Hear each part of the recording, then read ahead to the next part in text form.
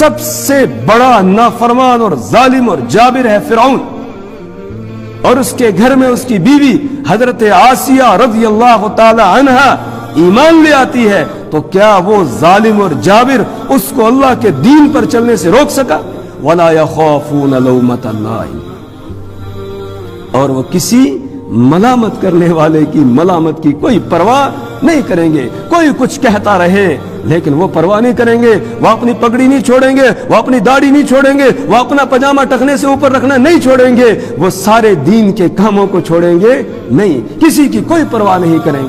آج لوگ کہتے ہیں ماحول نہیں ہے، جی ماحول نہیں ہے، دین پر چلنا چاہتے ہیں لیکن ماحول نہیں ہے۔ ماحول کسی کو نہیں روک سکتا ہے، یہ خالی بہانے ہیں، اصل میں چلنا ہی نہیں چاہتا ہے، اس نے چاہا ہی نہیں، اس نے ارادہ نہیں کیا۔ اگر یہ ارادہ کرے گا تو دنیا کی کوئی طاقت اس کو نیکی پر چلنے سے روک سکتی ہے، دین پر چلنے سے روک سکتی ہے، شریعت پر چلنے سے روک سکتی ہے؟ نہیں روک سکتی ہے۔ سب سے بڑا نافرمان اور ظالم اور جابر ہے فرعون، اور اس کے گھر میں اس کی بیوی حضرت آسیہ رضی اللہ تعالی عنہا ایمان لے آتی ہے، تو کیا وہ ظالم اور جابر اس کو اللہ کے دین پر چلنے سے روک سکا؟ اس کے ایمان کو چھین سکا؟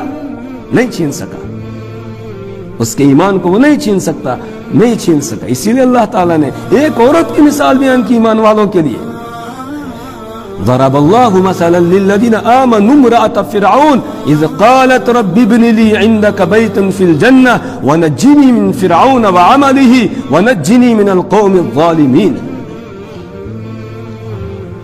ایک عورت کی مثال اللہ نے ایمان والوں کے لیے، کسی مرد کی مثال نہیں دی، عورت کی مثال دی ہے کہ اس سے سبق حاصل کرو۔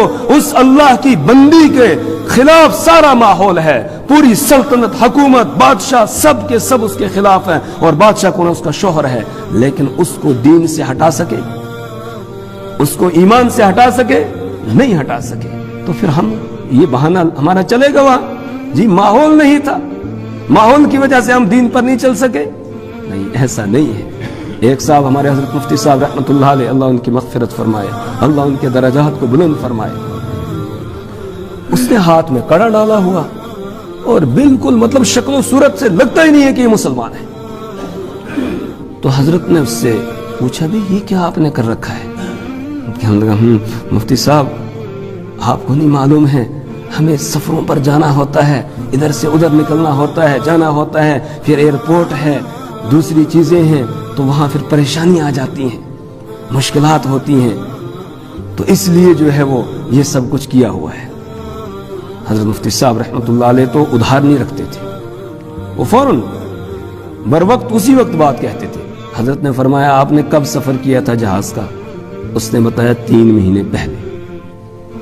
حضرت نے فرمایا کہ اس مہینے میں نے 3-4 سفر کیے، مجھے تو کسی نے نہیں روکا، مجھے تو کسی نے کچھ نہیں کہا، البتہ میں نے یہ دیکھا کہ میں جیسے اترتا ہوں تو عزت کی نظر سے دیکھا جاتا ہے، کوئی بیگ اٹھاتا ہے، کوئی کچھ کرتا ہے۔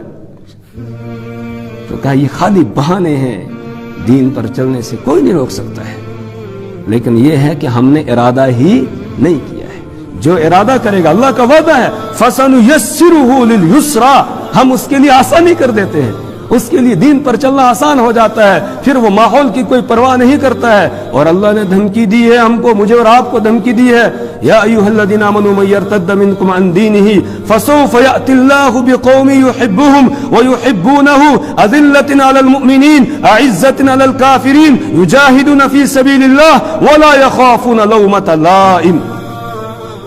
ایمان والو، اگر تم نہیں چلو گے اللہ کے دین پر، اللہ کے دین سے بھاگو گے، اگر تم دوسروں کے ساتھ، غیروں کے ساتھ دوستی لگاؤ گے، ان کے طریقہ کار کو اختیار کرو گے، ان کے راستوں پر چلو گے، ان کے طریقوں کو اختیار کرو گے، کھانے پینے میں، چلنے پھرنے میں، پہننے میں، لباس میں، شکل و صورت میں، ان راستوں پر، ان کے طریقوں پر چلو گے، یہ مطلب ہے ان کے ساتھ دوستی لگانے کا۔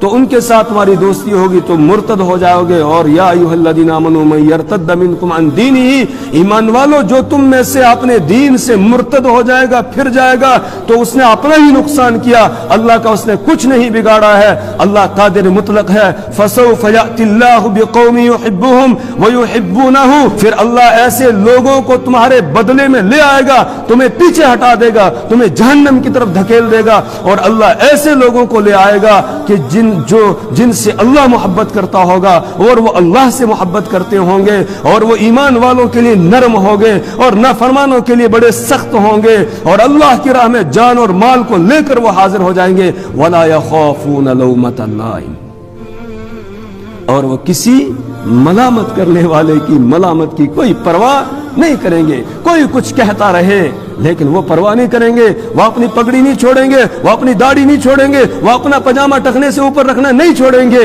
وہ سارے دین کے کاموں کو چھوڑیں گے نہیں، کسی کی کوئی پرواہ نہیں کریں گے۔ ان کو اگر ڈر اور خوف ہوگا تو صرف کس کا ہوگا؟ اللہ کا ہوگا، کسی اور کا نہیں ہوگا۔ اور جب آدمی اللہ سے ڈرنا چھوڑ دیتا ہے نا، پھر ہر ایک سے ڈرتا ہے، پھر ہر چیز سے ڈرتا ہے۔ جب اللہ سے ڈرنا چھوڑ، اور جب اللہ سے ڈرتا ہے دنیا کی کوئی طاقت اسے ڈرا نہیں سکتی ہے۔